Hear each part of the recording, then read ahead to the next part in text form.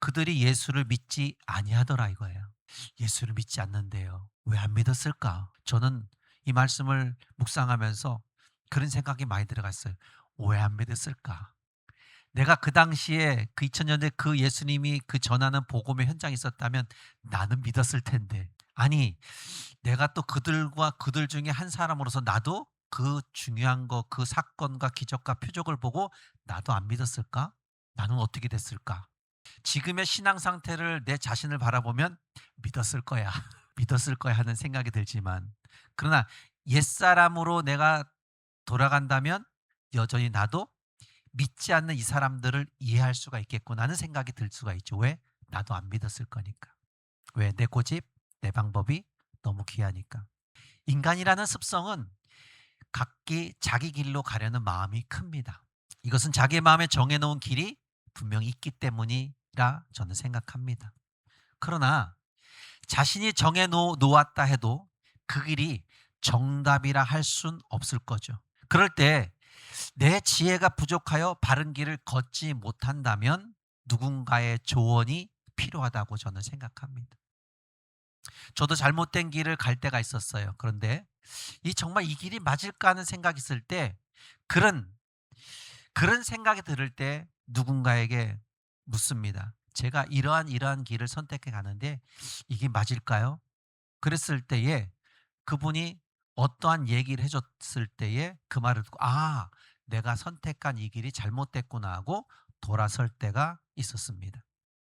누군가의 조언을 듣고 그 선택한 길을 되돌린다. 여러분, 조언이 내 자신의 선택한 길보다 낫기 때문에 제가 여러분이 그 길을 선택했을 거예요. 그리고 그 선택한 것이 내 인생의 길을 잡아준 거라 생각합니다. 예수님은 우리의 길이 되십니다. 여러분 믿습니까? 예수님 우리의 길이 되시는 거예요. 그분 안에 선택이 있고 그분 안에서 선택한 거는 저는 이렇게 생각해요. 실패가 없다.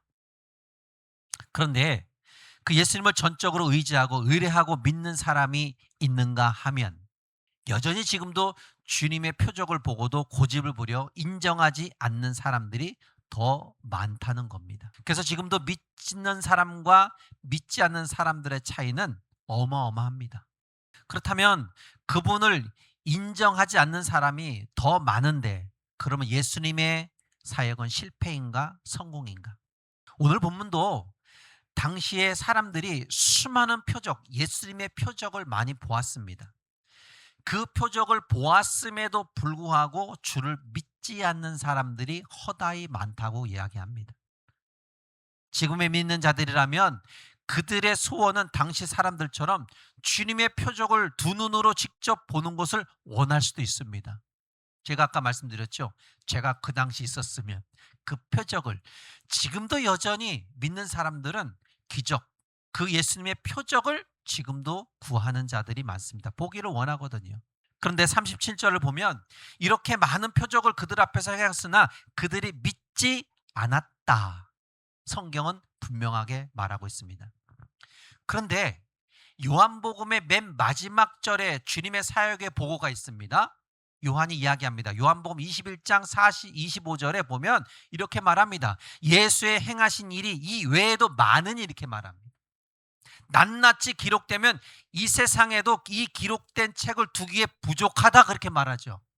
가끔가다 부모님들이 그런 얘기하죠. 내가 고생한 얘기를 쓰면 우리 할머니도 그랬거든요. 책을 만들면 몇 권을 만들어낼 수 있다는 얘기죠. 전 도대체 어렸을 때 그 이해가 안 갔어요. 근데 나이가 먹으니까 이해가 가더라고요. 어른이 되고 부모가 돼 보니까 이해가 되더라 이거예요.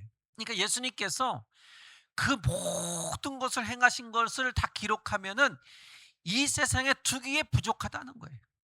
이렇게 많은 표적을 보았음에도 사람들은 뭐예요? 믿지 않았다 그렇게 말합니다. 지금도 여전히 어느 곳에서는 하나님 예수 그리스도의 표적이 나타납니다. 그런데 여전히 믿지 않고 있습니다. 내 아내가, 내 남편이, 내 자식이, 내 이웃이 하나님을 만난 표적이 분명히 있음에도 그것을 보았음에도 불구하고 나 교회 안 가. 나간다 해놓고 안 나간대 또. 도대체 뭘 어떻게 더 보여줘야 되는 거야? 그래서 어떤 사람들은 이 결과만 보고 실패했다, 성공이다 결정을 합니다. 그 결정에 많은 사람들이 어떻게 해요? 실족하기도 합니다. 여러분, 요한복음은 일관성 있게 그리스도의 사역의 실패를 지적하고 있습니다. 그렇게 열심히 사역 가운데 많은 표적을 행했음에도 불구하고 믿지 않는 사람들의 결과가 너무 크다는 거예요.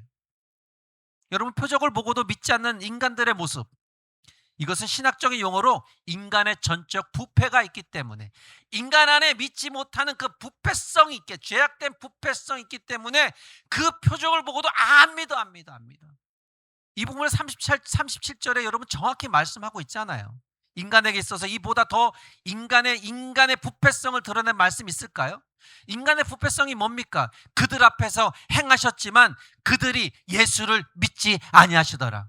보이지 않았기 때문에 믿지 않았다면 그럴 수 있죠. 그죠? 보지 않았으니까 안 믿었어. 있을 수 있어요. 나는 예수의 얘기를 못 들어봤어. 전혀 나한테 지금까지 내 평생 동안 예수 예자를 들어본 적이 없어. 있겠죠, 그런 사람. 그리고 그 사람은 죽었어요. 그건 그분이 하나님이 알아서 하실 것이고, 보지 않았기 때문에 믿지 않았다, 그럴 수 있습니다. 그런데 보고 믿지 않는 인간들이라는 거예요. 보고서도 믿지 않는 인간들, 그들을 지금 이야기하고 있는 겁니다. 보세요. 죽어서 나흘이 지나 냄새가 펄펄 납니다. 그리고 배로 막 동였어요. 그런데 그 시체가 살아났어요. 여러분 믿습니까? 살아났다니까요. 시체가 벌떡 일어나서 뚱뚱 나왔다니까, 이렇게 나왔다니까요. 여러분, 성경은 또 말해요. 날 때부터 맹인되었던 자가 눈을 떴다는 거예요. 38년대 움직일 수 없는 병자가 일어나 걸어갔다는 거예요. 이것뿐 아닙니다. 보리떡 5개, 물고기 2마리로 5,000명을 먹였어요. 그리고요, 12광주가 남았대요. 와, 이 정도 보여줬으면 믿어야 되는 거 아닙니까? 그쵸? 이 정도 표적이 나오면 믿어야 되는 거잖아요. 아니, 한 가지 표적만 봐도 믿어야 되는 거 아닙니까? 그런데 있잖아요. 그 표적을 본 그들의 반응은 언제나 뭐예요? 그리스도를 믿지 않고 떠나갔다는 거예요. 각기 제 길로 갔거늘. 그렇게 각자의 자기 길로 그냥 가버렸어요. 그렇다면 여러분, 이들의 불신을 하나님 앞에서 변명이 될 수 있을까? 저는 변명이 될 수 없다고 생각해요. 그렇게 보여줬는데 뭐라고 변명할 거예요? 여러분, 우리가 주님 앞에 예수 그리스도 주님을 믿었잖아요. 주님 전에 가 심판대 앞에 섰어요. 그럼 뭐라고 얘기할 거예요? 하나 주님 앞에 할 말이 없을 것 같아요. 너 한번 얘기해봐. 너 나한테 잘한 거 있으면 한번 얘기해봐. 그러면 못할 것 같아요. 여러분, 불신자들이 하나님 앞에 가서 뭔 말 하겠어요? 이렇게 많은 표적을 보여줬는데도, 믿는 우리도 가서 말을 못 하겠는데 믿지 않는 자들이 어떻게 말할 거예요? 인간의 전적 부패의 교리는 스스로 지혜롭다는 인간을 가리켜 말씀하신 거예요. 스스로 지혜 있는 그 부패된 그들의 인생들을 말하고 있는 겁니다. 인간의 본질적으로 눈이 먼 맹인이고 듣지 못하고 귀머리가 되며 깨닫지 못하는 바라보고 있는 가르쳐 줍니다. 누가? 예수님이 가르쳐 주는 거예요. 우리들에게 다시 말씀드리면, 그들이 자기 자신을 속일 수 있을 만큼 불신의 영역에서 교활함, 인간의 전적 부패는 자기 자신이 교활함을 인정하는 거예요. 입증하는 거예요. 그러나 여러분, 믿음의 영역에서는 어떨까요? 믿음의 영역에서는 이들은 아주 무지하고 무식합니다. 여러분, 하나님 앞에서 불신이라는 단어는 뭐예요? 나는 당신을 전혀 인정할 수 없다. 나는 당신 전혀 인정하지 않아. 당신이 천지를 창조했다고? 에이, 나는 안 믿어. 진화론이야. 여러분, 완악함은 전혀 변명이 될 수가 없습니다. 예레미야 17장 7절에 말씀합니다. 만물보다 거짓되고 부패한 것은 인간의 마음이다. 만물보다 거짓되고 부패된 것이 인간의 마음이다. 그냥 인간의 부패, 인간의 전적 부패, 이 마음이 부패됐다는 거예요. 마음이 부패되면 모든 것이 부정적이에요. 모든 것이 원망이에요.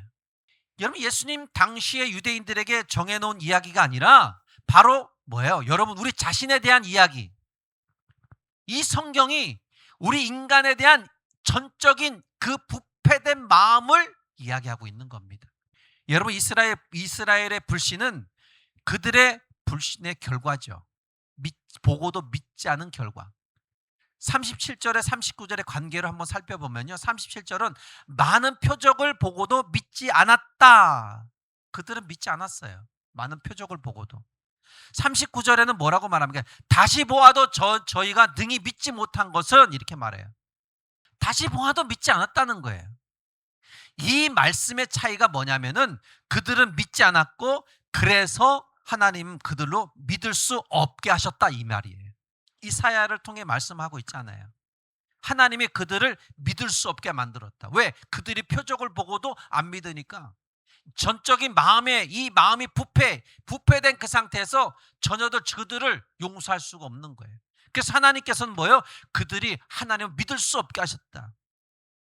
이런 원인은 표적을 본 많은 사람들이 불신앙과 불순종인 것입니다. 그래서 그들로 믿을 수 없게 만드신 거예요. 여러분 비참한 거예요. 여러분 이건 하나님의 선택의 마음 아닙니까?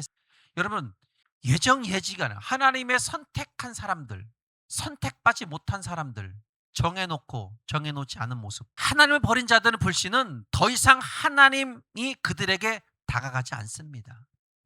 예수 믿는 것과 믿지 않는 것. 여러분 주님은 오늘도 우리에게 말씀하고 있죠. 그죠? 믿는 우리에게 말씀하고 있어요. 이 성경은 우리들에게 말씀하고 있어요. 제 말씀의 선포가 지금 여러분에게 하고 있죠. 지금 믿지 않는 저들에게 지금 이 복음이 들어가고 있습니까? 안 들어가고 있어요. 하나님은 그들에게 주님을 전혀 인정하지 않는 그들에게 더 보지 못하게 그들의 눈을 어둡게 하셨다. 이사야를 통해 말씀하고 있어요. 예언을 통해 더 보지 못하게 했어요. 더 이상 듣지 못하게 했어요. 그러니까 귀를 막으셨고 눈을 어둡게 하셨고 더 이상 보지 못하게 한 거예요.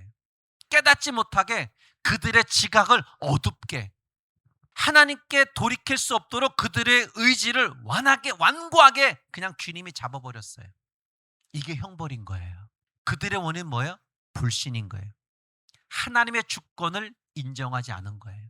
여기서 우리가 하나님을 더 정확하게 알 수 있는 것은 하나님께서 믿으려 하는 마음을 가진 자들을 살려주신다는 거예요. 하나님을 인정하고자 하는 자들. 하나님, 주님을 더 잘 믿게 해주세요. 제가 잘 안 믿어지는데 주님 저 좀 믿게 좀 해주세요. 막 그런 거 있잖아요. 하나님의 주권은 아무 소망도 없는 자들의 마음을 열어주세요. 주를 보게 하세요. 그 진리를 깨닫게 하시고 뭐예요? 믿게 하신다니까요. 여러분 주님이 믿게 하시는 은혜를 주었기 때문에 믿어지는 거죠. 그죠? 믿어지는 그 은혜를 줬기 때문에 믿어지는 거예요. 내가 아무리 믿습니다 한다고 믿어집니까? 성령이 그렇게 해주셔야 되는 거예요. 영적인 원리가 그렇게 쉽게 되는 게 아니에요. 여러분 진리 정말 사랑하십니까? 진리를 사랑하지 않는 자들은 결국 구원을 받지 못합니다. 이들의 행동이 거짓 것을 믿고 따르고 있기 때문에 그래요. 그리고 결국 그들은 뭐예요? 불의 때문에 심판을 얻게 되죠. 그렇다면 여러분은 하나님의 말씀과 진리를 향해서 어떤 태도를 갖고 있냐 이거예요.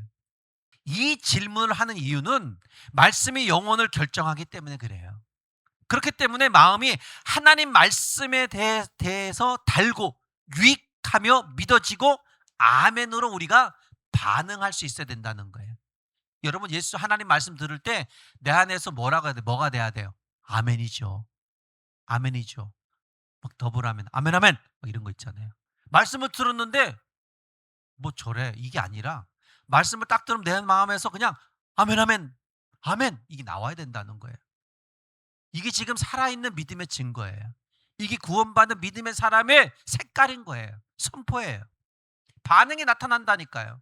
근데 37절을 보도 이스라엘 백성들은 그토록 많은 표적을 보았음에도 불구하고 왜 주를 믿지 못했을까? 왜 주를 믿지 못했을까요?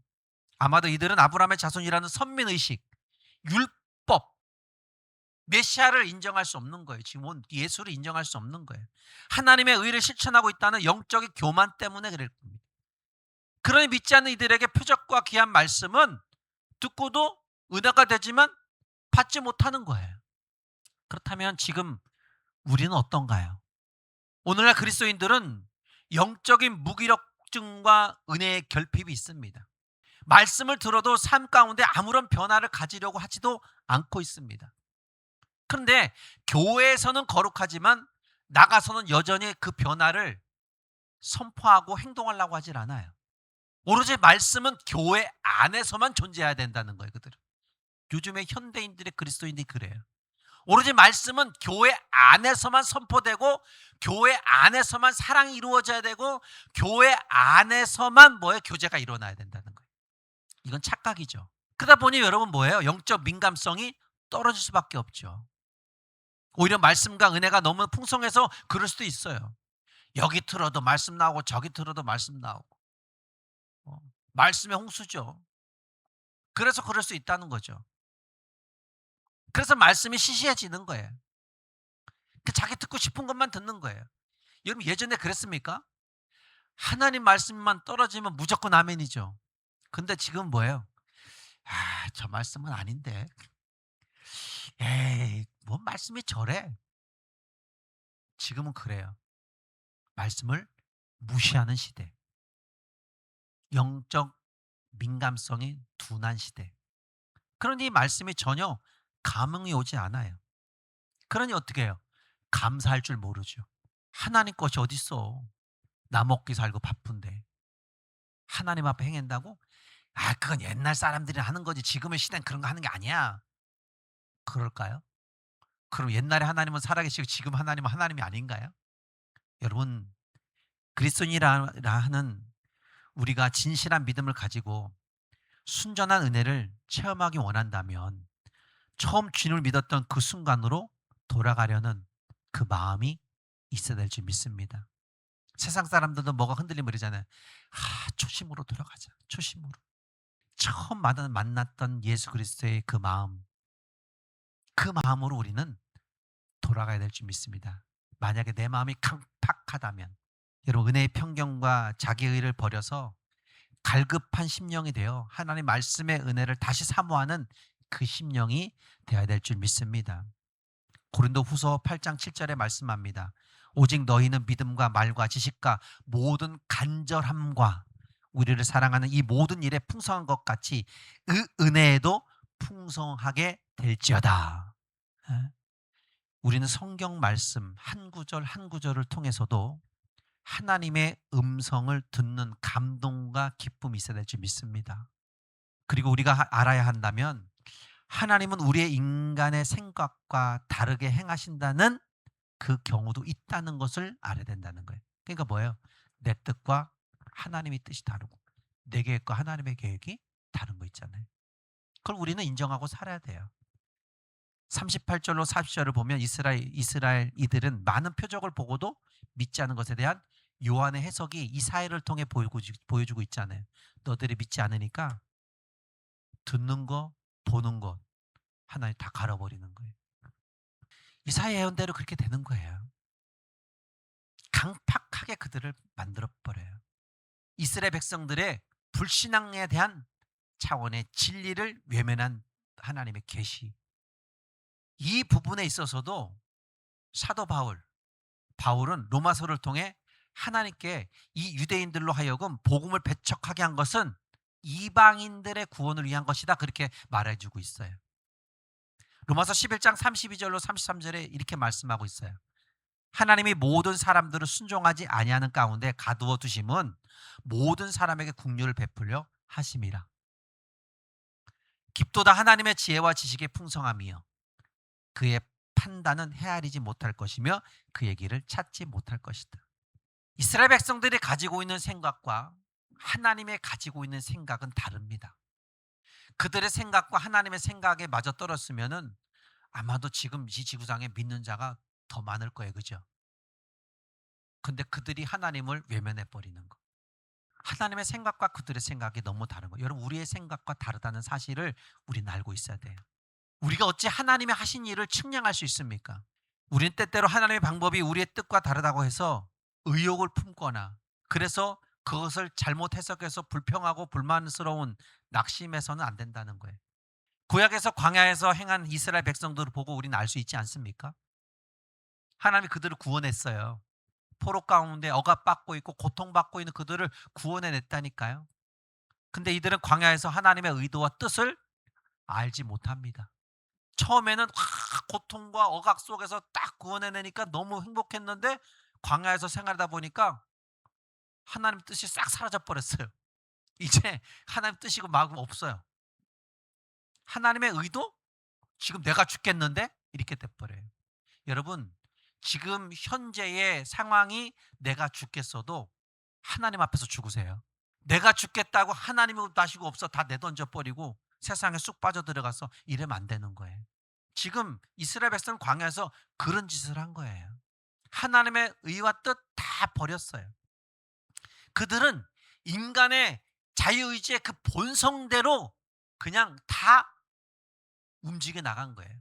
앞에 홍해 기적? 아, 이거 없어요. 그 상황에 그냥 불평과 불만과 원망만 쏟아내는 인간의 본성 그대로의 모습을 나타난 거예요. 그래서 우리에게 하나님의 은혜가 필요한 거예요. 하나님의 은혜가 필요한 것은 인간의 본성을 무너뜨리고 가둬놓는 결과를 만들어냅니다. 이게 우리에게 필요한 거예요. 그래서 인간의 마음은 가증하잖아요. 하나님의 방법이란 뜻이 우리의 계획과 다를지라도 믿는 자들에게는 모든 것이 합력해서 선을 이룬다는 것을 믿으면 돼요. 그 믿음이 소망을 만들어내는 하나님의 의지하는 자가 되어야 하고, 그 소망의 은혜가 하나님의 뜻을 따라 움직일 때에 하나님은 항상 우리의 주변에 도울 자를 두세요. 그 도울 자를 숨겨두신다니까요.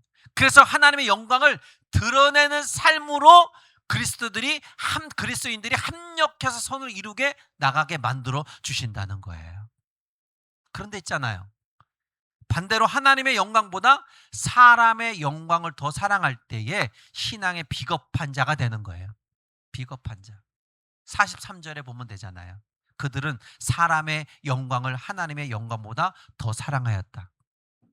그리스도를 믿지만 비겁한 자, 하나님의 영광보다 내 우선주기로 나의 우선으로 사는 사람. 당시 관원들, 여기 바리새인 나오지만 관원 중에 예수 믿는 자들이 많았습니다.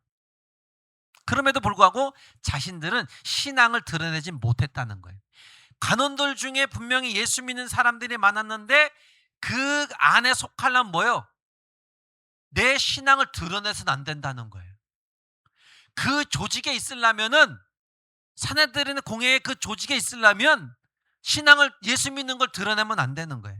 여러분, 그 사내들의 공회, 그 공회원은 유대사회의 지배층의 명예와 권력, 재물을 다 소유하고 있습니다. 이러한 사내들인 공회의 신분이 된다는 것은 엄청난 노력이 요구되지만 노력뿐 아니라 뭐예요? 가문의 배경도 있어야 되는 겁니다.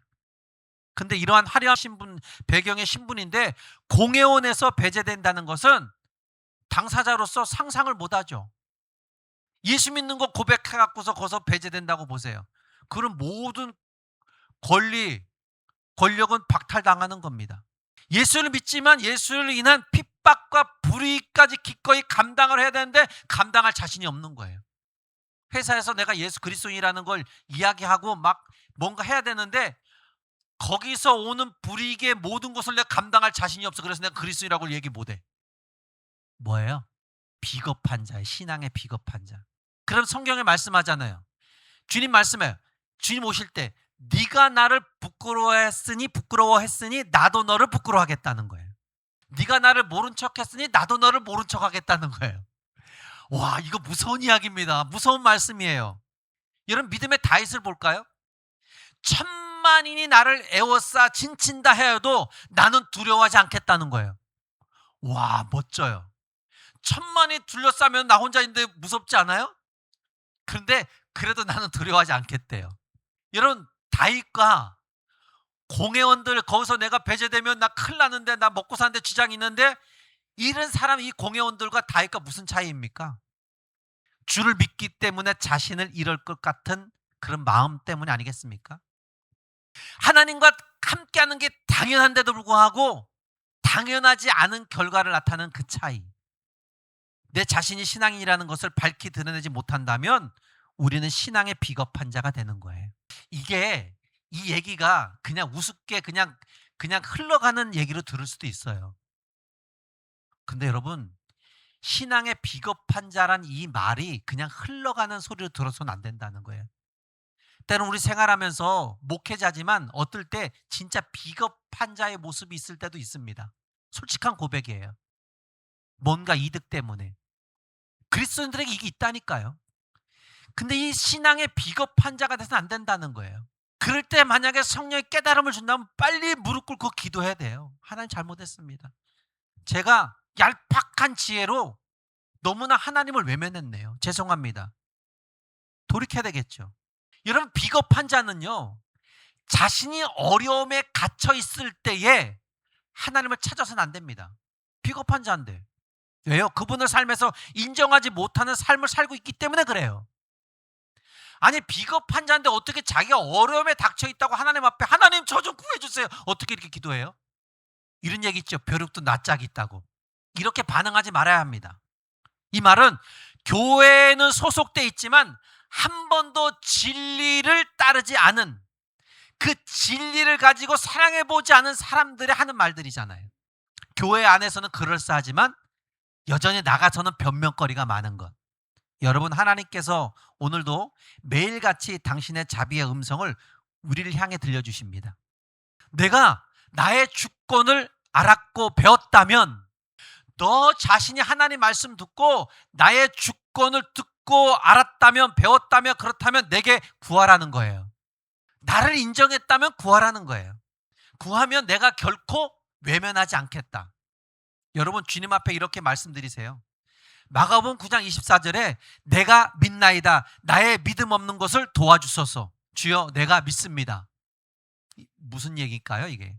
마가복음 9장에는 벙어리 귀신 들린 아이의 아버지가 사랑한 아들의 귀신을 들린 그 귀신에서 자유하게 하기 위해서, 병 고침을 얻기 위해서 예수님을 찾아가서 간절히 구하는 거예요. 나 당신 믿어요. 그러니 내 아들의 옛날 귀신을 쫓아내달라는 거예요. 또한 여러분, 스루보리 여인 알잖아요. 귀신 들린 딸을 고쳐달라는 거. 근데 주님은 그에게 찾아온 그에게 뭐라고 말해요? 자녀의 떡을 취하여 개들에게 던지 마땅하도다. 자존심 상하는 말 아닙니까?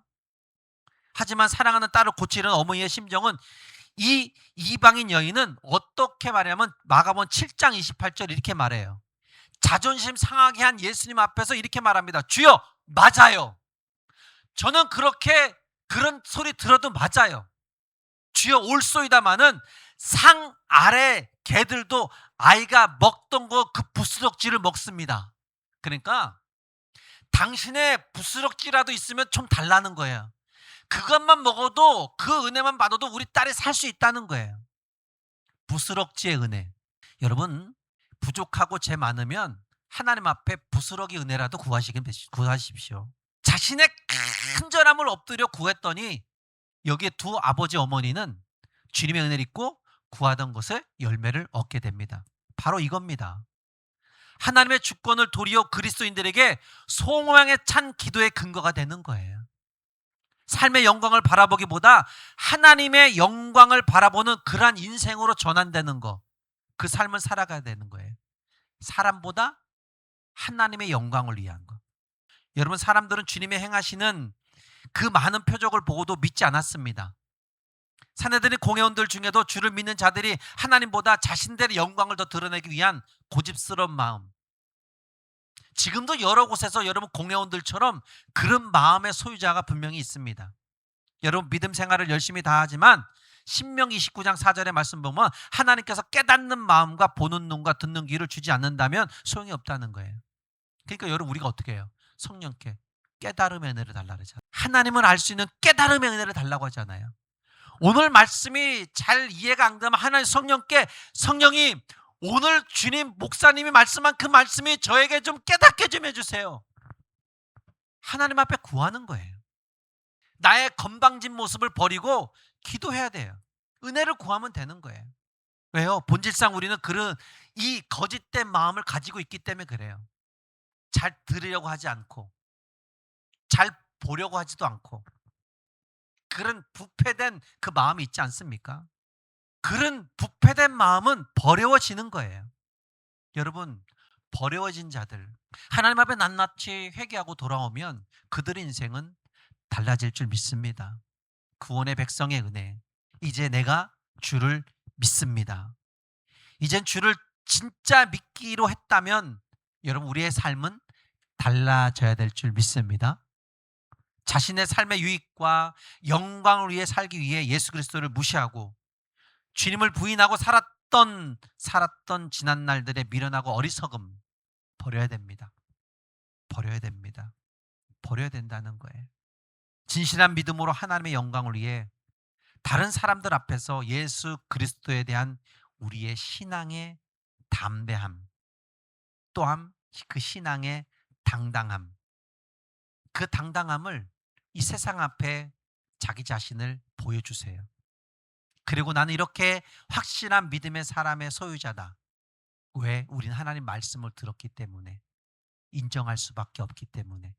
그래서 이 담대함과 당당함을 여러분이 증거자가 되어 세상 앞에 드러낼 때 믿음의 진리는 여러분에게 떠나지 아니하고 계속 여러분의 영적 은혜를 공급해 줄 줄 믿습니다. 그 은혜와 사랑으로 사는 저와 여러분 되기를 주의 이름으로 축복합니다.